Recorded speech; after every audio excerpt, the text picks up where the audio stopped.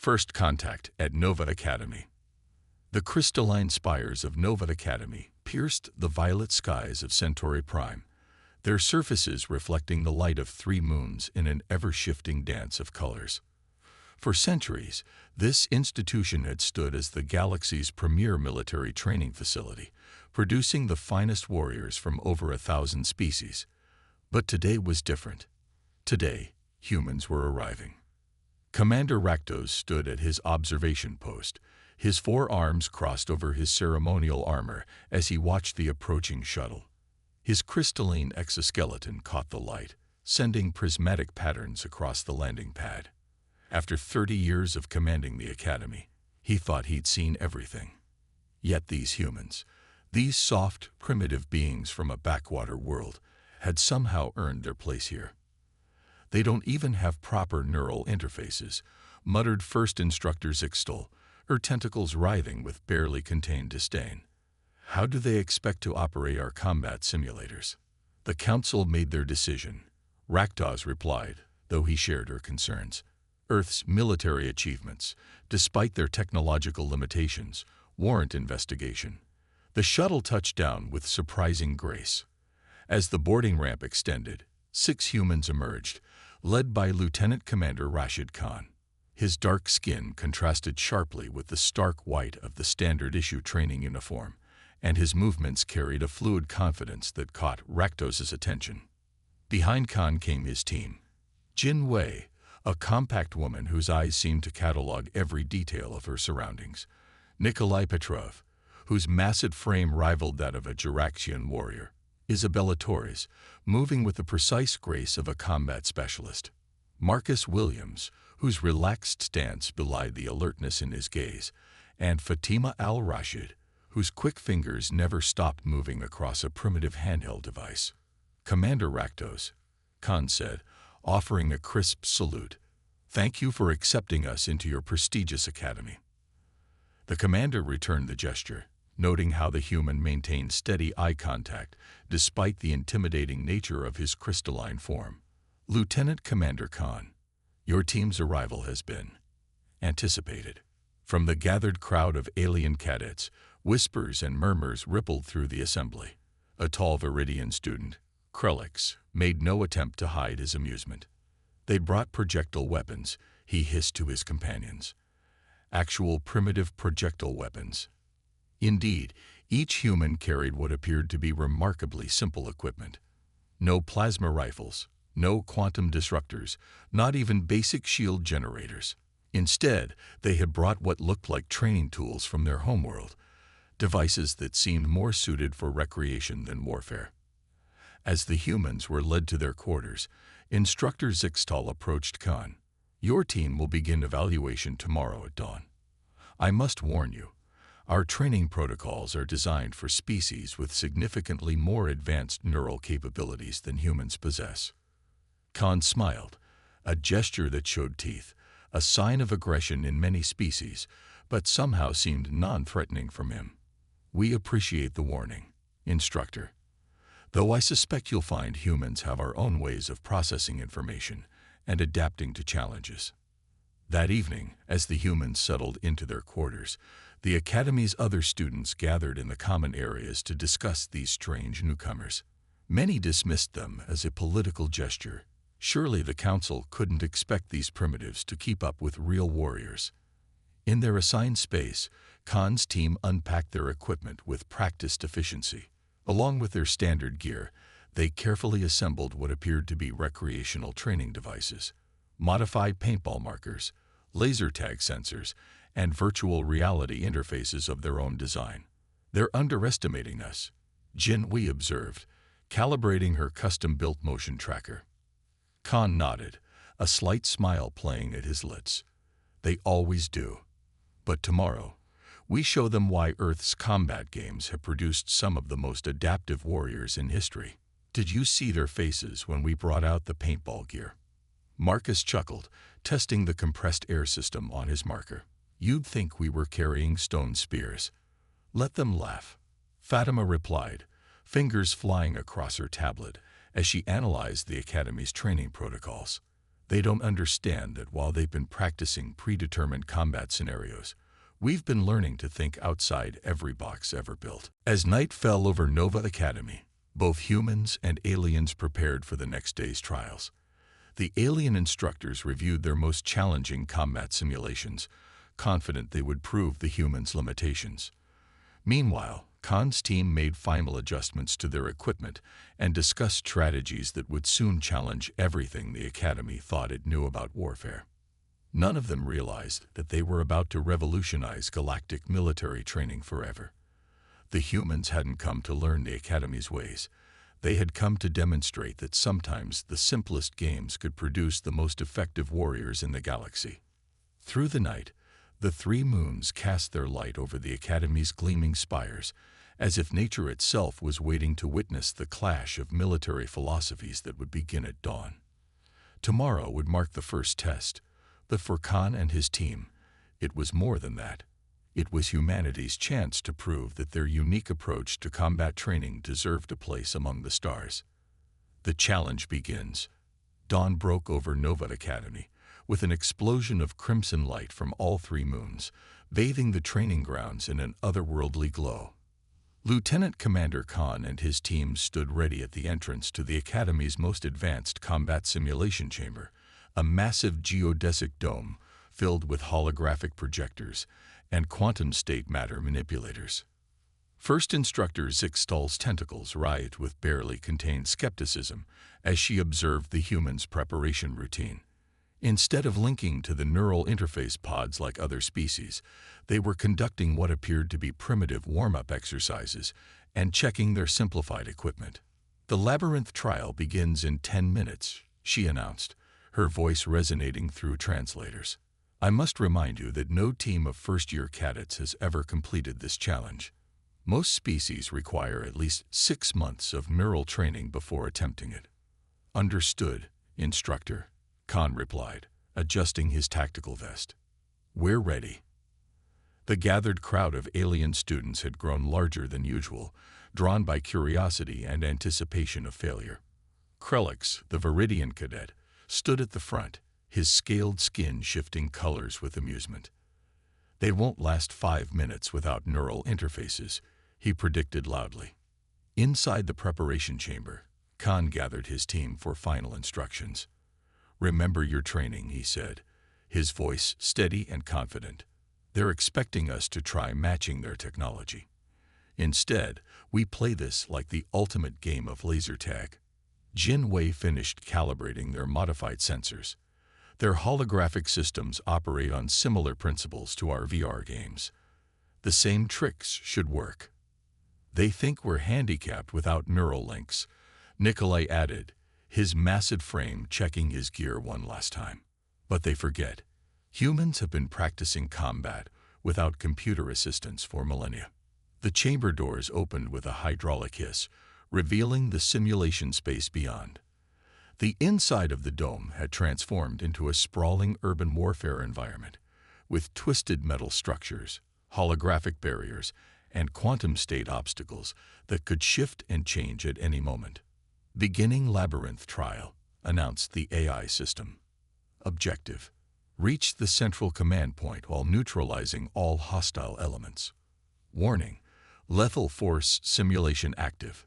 The humans moved into the arena, immediately splitting into their practiced formation.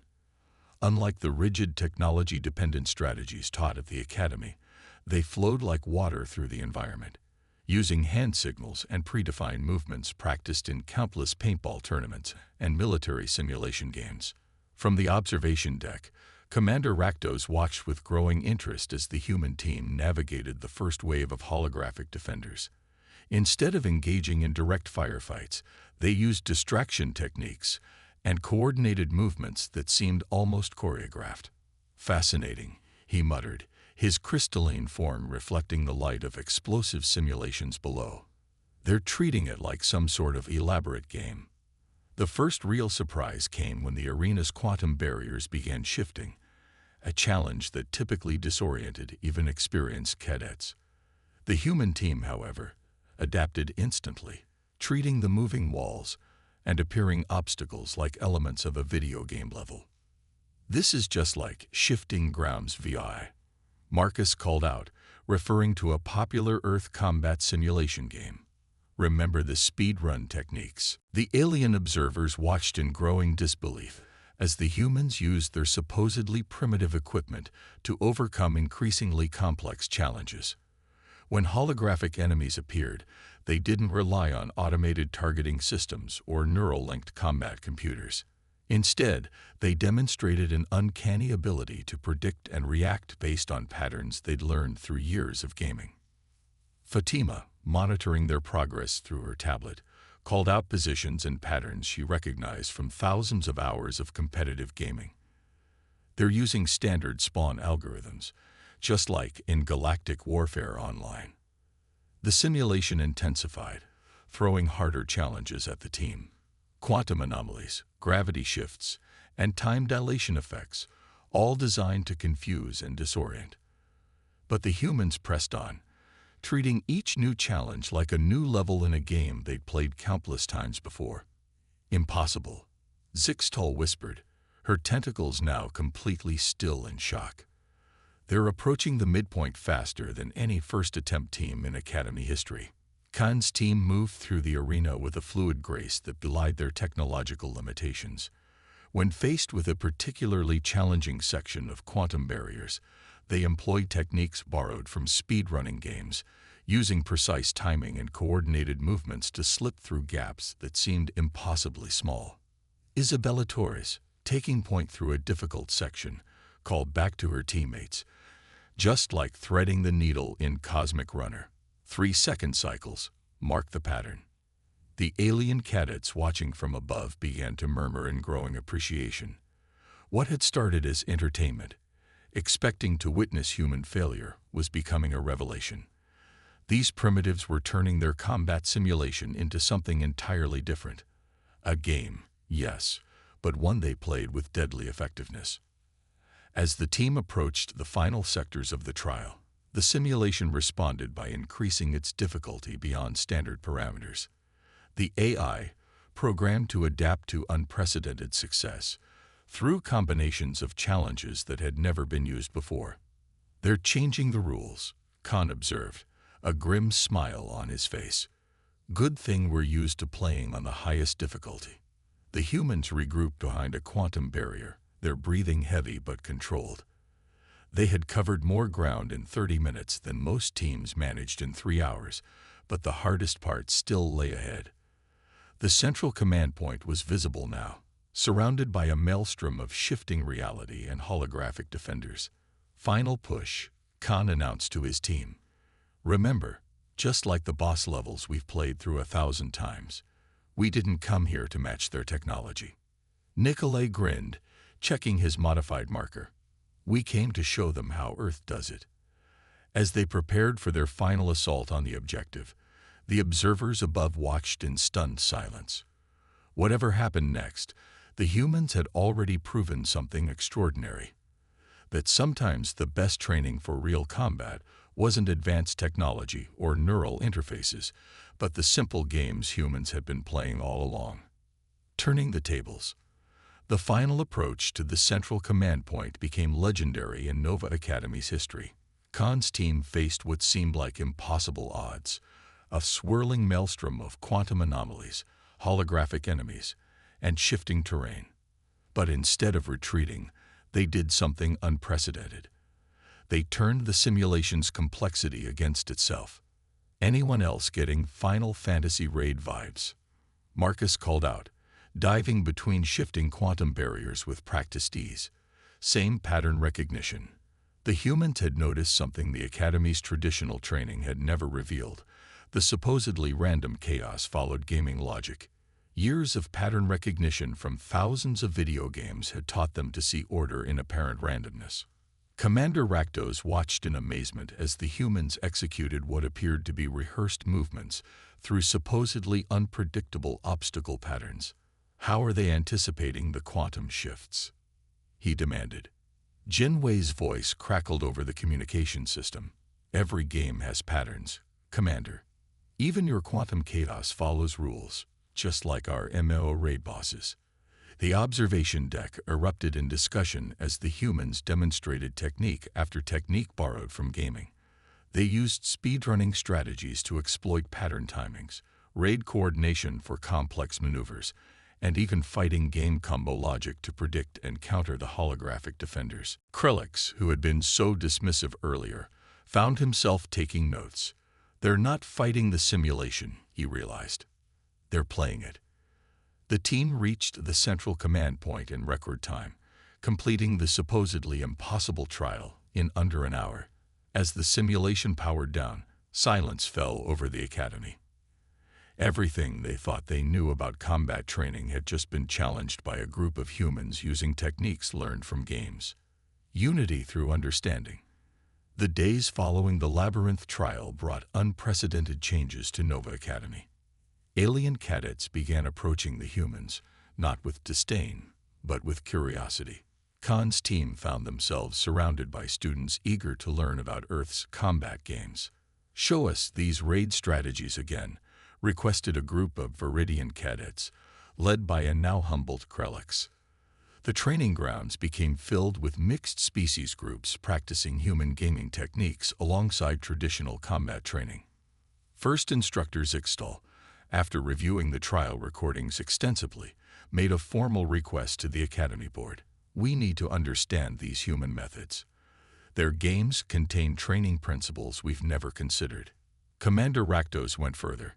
He authorized the creation of a new training program that combined traditional neural-linked combat simulations with human gaming concepts. The humans helped design scenarios that taught pattern recognition, quick thinking, and adaptability without relying on advanced technology. "The key," Khan explained to a gathered crowd of instructors, "is that our games don't just teach combat mechanics. They teach creative problem-solving, teamwork, and the ability to adapt to changing situations." Fatima and Jin Wei worked with the Academy's engineers to develop hybrid training systems that combined Earth gaming principles with alien technology. The result was something entirely new: training simulations that challenged both neural augmented species and unaugmented humans equally. Isabella Torres organized the first cross-species paintball tournament, which became an instant success. Alien cadets discovered that physical combat games offered training their neural interfaces couldn't provide: real experience with weight, momentum, and physical strategy. The final trial. 3 months after the humans' arrival, Nova Academy faced its greatest challenge. A critical failure in the quantum core threatened to collapse the entire facility's containment field. The neural interface systems went down, leaving the Academy's traditional training methods useless. "All that advanced technology," Nikolai observed as alarms blared through the facility, "and now they're in our world, where quick thinking and physical skills matter more than neural links." Commander Rakdos made an unprecedented decision. He put Khan's team in charge of the evacuation and containment efforts. "Show us how Earth handles crisis," he ordered. The humans organized the Academy's population into teams, using raid party structures from MMO games to coordinate their efforts. They set up communication and resource management systems based on real-time strategy games, and used speedrunning techniques to optimize evacuation routes. Krelix, working alongside Marcus to stabilize the quantum core, found himself falling into the rhythm of human gameplay strategies. "It's like that boss fight you showed us," he realized, his scales shifting with excitement. Patterns within patterns. The crisis became a real-world test of everything the Academy had learned from the humans. Alien cadets who had embraced the gaming techniques worked seamlessly with their human counterparts, while those who had resisted struggled to adapt without their neural interfaces. In the end, it was a combination of human gaming strategy and alien technology that saved the Academy. The quantum core was stabilized using techniques borrowed from puzzle games, implemented through the Academy's advanced technology. As the emergency subsided, Commander Rakdos called a full assembly. His crystalline form gleamed as he addressed the gathered species. "Today marks a new era for Nova Academy," he announced. "We came to teach humans our ways, but they have taught us something far more valuable. The best warriors aren't those with the most advanced technology. They're those who can adapt, think creatively, and work together. The Academy's curriculum was permanently revised. Alongside neural interface training and advanced combat simulations, all cadets now spent time playing Earth's combat games. The humans had proven that sometimes the best preparation for the complexities of space-age warfare came from the simplest of sources, the games that had challenged and entertained humanity for generations. Lieutenant Commander Khan stood with his team, watching alien cadets engaged in an intense paintball match against a mixed-species team.